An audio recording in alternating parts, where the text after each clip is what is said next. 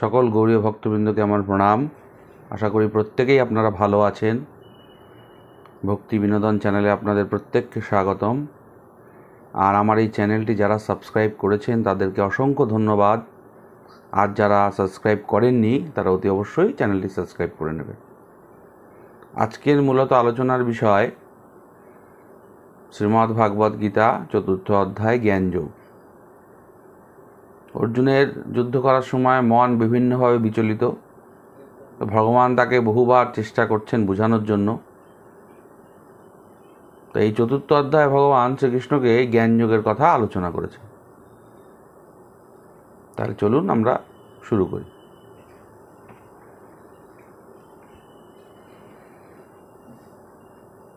ভগবান অর্জুনকে বলছেন, এই অব্যয় জ্ঞানযোগ আমি সূর্যকে বলেছিলাম, সূর্য আবার মনুকে বলেছিলেন, মনু আবার ইক্ষু রাজাকে বলেছিলেন। হে শত্রু বিজয়ী বীর, রাজশ্রীরা এই জ্ঞানযোগ বংশানুক্রমে জ্ঞাত হয়, কিন্তু বহুদিন গত হওয়ার ফলে সংসারে ইহা লোপ পাইয়াছে। তুমি আমার সখা, আবার আমার ভক্ত এবং আমার বন্ধুও, সেই কারণে আমি তোমাকে এই পুরাতন গোপনীয় তত্ত্ব বললাম। অর্জুন বলছে, হে ভগবান, আপনার জন্ম তো পরে আর সূর্যের জন্ম তো আগে, তবে আপনি প্রথমে সূর্যকে বলেছিলেন, তা আমি কি করে জানব? ভগবান বলছেন, হে মহাবীর অর্জুন, আমার ও তোমার বহুবার জন্ম হয়েছে, তা আমি সবই জানি, কিন্তু তুমি ভুলে গেছো। আমার জন্ম মৃত্যু নাই, আমি সকলের ঈশ্বর। আমি নিজ প্রকৃতিতে আশ্রয় করিয়া নিজ মায়াবলে নিজেকে সৃষ্টি করিয়া থাকি। হে অর্জুন, যে সময় ধর্মের গ্লানি অর্থাৎ অধঃপতন হয়, সেই সময় আমি নিজেকে সৃষ্টি করি। সাধুদিগের পরিত্রাণ, পাপীদের বিনাশ ও ধর্মকে আবার প্রতিষ্ঠান করতে যুগে যুগে আমি অবতীর্ণ হই। হে অর্জুন, যিনি আমার এই অলৌকিক দিব্যজন্ম ও কর্ম প্রকৃতভাবে জানেন, দেহ অন্তে তাহার আর পুণ্যজন্ম হয় না, তিনি আমাকেই প্রাপ্ত হন। সংসারে আসক্তি, ভয় ও ক্রোধ ত্যাগ করিয়া মন আমাতেই সপিয়া আমার শরণাগত হইয়া বহু ব্যক্তি জ্ঞান ও তপস্যায় শুদ্ধ হইয়া আমার ভাবকে প্রাপ্ত হইয়াছে। যাহারা যেভাবে আমায় উপাসনা করে, আমি সেইভাবেই তাহাদিগকে দয়া করিয়া থাকি। হে পার্থ, মানবগণ সর্বপ্রকারে আমার পথ অনুসরণ করিয়া থাকে। ইহলোকে কর্মফল পাওয়ার আশায় সকল দেবতাদের উদ্দেশ্যে যাগযজ্ঞ করিয়া থাকেন। গুণ ও কর্মের বিভাগ অনুসারে আমি 4 বর্ণ সৃষ্টি করিয়াছি। যদিও আমি তাহার শ্রেষ্ঠ, তথাপি আমাকে অকর্তা বলিয়া জানিও। আমাকে কর্ম লিপ্ত করিতে পারে না, আমার কর্মফলের বাসনা নাই, এই সত্য যে জানে, সে কর্মবন্ধনে আবদ্ধ থাকে না, কারণ চিত্তাভিমান নাই। প্রকৃতপক্ষে আমি কর্ম করি না, জানিয়া মুক্তির জন্য প্রাচীন ঋষিরা কর্ম করিয়া গিয়াছেন। তাই পূর্বকর্মে মহাত্মাদের মতো তুমিও কর্ম করিয়া যাও। কর্ম করাই বা কি, কর্ম না করাই বা কি, তাহা মহাত্মারাও বুঝতে পারে না। কর্ম কি তাহা বলিতেছি, যাহা জানিলে তোমার অকল্যাণ হইতে মুক্ত হইবে। কর্ম, বিকর্ম এবং অকর্ম, এই 3টি বুঝিবার আছে। শাস্ত্ররহিত অকর্ম বিষয়ে বুঝিবার আছে, কারণ কর্মের গতি বোঝা বড় শক্ত। যিনি কর্মে অকর্ম আর অকর্মে কর্মদর্শন করেন, সেই ব্যক্তি মনুষ্যের মধ্যে বুদ্ধিমান। তিনি যোগী এবং সর্বকর্মের অধিষ্ঠাতা। যাহার সমস্ত কর্ম কামনাহীন, জ্ঞানীরা তাহাকে জ্ঞানাগ্নির দগ্ধ কর্মা পণ্ডিত বলিয়া থাকেন। যাহার কর্ম ও কর্মফলে লোভ নাই, সদাই নিত্যানন্দে পরিতৃপ্ত, তিনি কর্মেতে রত থাকিলেও প্রকৃতপক্ষে কিছুই করেন না। যিনি কামনাশূন্য হইয়া মন আর আত্মাকে সংযত করিয়া সর্বপরিগ্রহ ত্যাগী, তিনি কেবল শরীর দ্বারা কর্ম করেন এবং কোনো পাপে সংযুক্ত হন না। যিনি বিনা চেষ্টায় যাহা পান তাহাতেই খুশি, সুখ দুঃখ উভয়ই তাহার কাছে সমান, যিনি সিদ্ধ আর অসিদ্ধতে সমজ্ঞান করে, তিনি কর্ম করিলেও ফলে আবদ্ধ হয় না।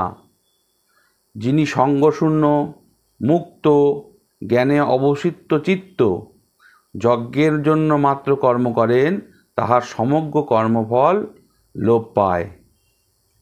যজ্ঞপাত্র, ঘৃত, অগ্নি, হোম সবই ব্রহ্ম। এইভাবে কর্মকে যিনি ব্রহ্ম বলিয়া জ্ঞান করেন, তিনি ব্রহ্মাকে পান।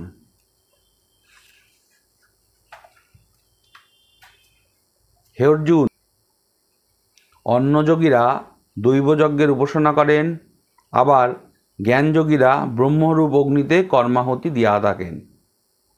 কোনো কোনো যোগী আবার সংযমালয়ে ইন্দ্র সকলকে আহুতি দেন, কেহ আবার ইন্দ্ররূপ অগ্নিতে বিষয়ে আহুতি দেন, আবার কেহ কেহ জ্ঞান প্রদীপ সংযম স্বরূপ সমগ্র ইন্দ্রিয় কর্ম ও প্রাণকর্ম সমূহকে আহুতি দেন। কেহ কেহ আপন বায়ুতে প্রাণাহুতি দেন, কেহ কেহ আপন প্রাণকে আহুতি দেন, আবার কেহ প্রাণায়াম গতি রুদ্ধ করিয়া প্রাণায়াম আহুতি দিয়া থাকেন। এই যজ্ঞবিদগণ যজ্ঞ সম্পাদন করিয়া নিষ্পাপ হইয়া যান এবং যজ্ঞান্তে অমৃত ভোজন সনাতন ব্রহ্মকে প্রাপ্ত হইয়া থাকেন। হে কুরুসপ্তম, যে যজ্ঞে লিপ্ত নয় তাহার ইহলোক নাই, পরলোকও দূরের কথা। নানা প্রকার যজ্ঞের কথা বলা হয়েছে, কিন্তু এই সকল কর্ম হইতে জ্ঞাত হইয়াছে, এই তত্ত্ব বুঝিতে পারিলেই মুক্ত হইবে। হে মহাবীর অর্জুন, দ্রব্যময় যজ্ঞ হইতে জ্ঞানযজ্ঞ শ্রেয়, কেননা সর্বকর্ম জ্ঞানের বিকাশে শেষ হইয়া যায়। সেই জ্ঞানবেত্তা গুরুকে প্রণাম করিয়া সেবা করিয়া তাকে নানারূপ প্রশ্ন জিজ্ঞাসা করো, তত্ত্ব দার্শনিক জ্ঞানীরা তোমাকে উপদেশ দিবেন। হে অর্জুন, এই জ্ঞান প্রাপ্ত হইলে তোমার আর মোহ থাকিবে না এবং আমাতে ও নিজ ধর্মে তুমি সর্বভূতকেই অভিন্ন দেখিতে পাইবে। যদি তুমি সবচেয়ে পাপিষ্ঠ হও, তবুও জ্ঞানরূপ ভেলার সাহায্যে সমুদ্র পার হইতে পারিবে।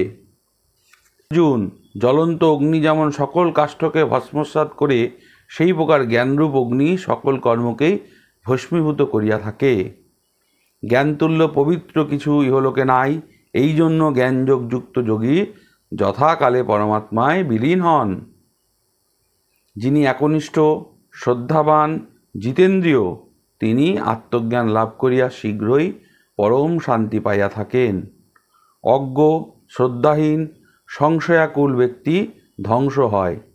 যে ব্যক্তি শাস্ত্র বা গুরু উপদেশে সন্দেহ করে, যে ব্যক্তির ইহলোক পরলোক এমনকি বৈষয়িক সুখও জোটে না। হে অর্জুন, যোগ দ্বারা যিনি সর্বকর্ম শ্রী ভগবানকে সঁপিয়া দিয়াছেন এবং আত্মবান, সেইরূপ ব্যক্তিকে কর্ম সকল আবদ্ধ করিতে পারে না। অতএব হে অর্জুন, জ্ঞানরূপ খড়গ দ্বারা তোমার হৃদয়ের যে সন্দেহ আছে তাহাকে ছেদন করো এবং নিষ্কাম কর্মযোগ করো এবং যুদ্ধের জন্য প্রস্তুত হও। ইতি জ্ঞানযোগ সমর্পণ। অর্জুনের মনের সংজ্ঞা যাচ্ছে না, তো সংজ্ঞা না যাওয়ার জন্য ভগবান শ্রীকৃষ্ণ যে তার বন্ধু হয়ে তার সারথি হয়েছেন, অর্জুন সেটা আর বুঝতে চাইছে না। তার জন্য নিজে যে কি সেটা অর্জুনকে বোঝানোর চেষ্টা করছেন। অর্জুনকে বলছেন যে দেখো অর্জুন, আমি সূর্যকে জ্ঞানযোগের কথা বলেছিলাম, সূর্য মনুকে বলেছিল, এইভাবে পরম্পরা বংশ পরম্পরা ঘুরে এটা চলে আসছে। আজ আমি তোমাকে বলছি তোমার বন্ধু হয়ে। তখন আবার অর্জুন জিজ্ঞাসা করছে, কী বলছো প্রভু, তুমি সূর্য কোন জন্মে, সত্যযুগের আগে সূর্যর সৃষ্টি, আর তুমি তো সেই দিন আমার সাথে আসছো রথসারথী হয়ে, তুমি সূর্যকে কী করে বললে? তখন বলছে, আমার কোনো জন্ম মৃত্যু নেই, আমি শাশ্বত। যখনই ধর্মের উপর আঘাত আসবে, সাধু সন্ন্যাসীদের উপর আঘাত আসবে, আমি বারবার জন্ম নেব, এরভাবেই পৃথিবীতে আসবো।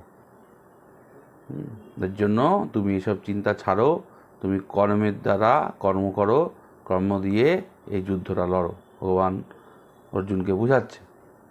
আজকে এই পর্যন্তই। ভালো লাগলে ভিডিওটি সাবস্ক্রাইব করে দেবেন এবং শেয়ার করে দেবেন। নমস্কার।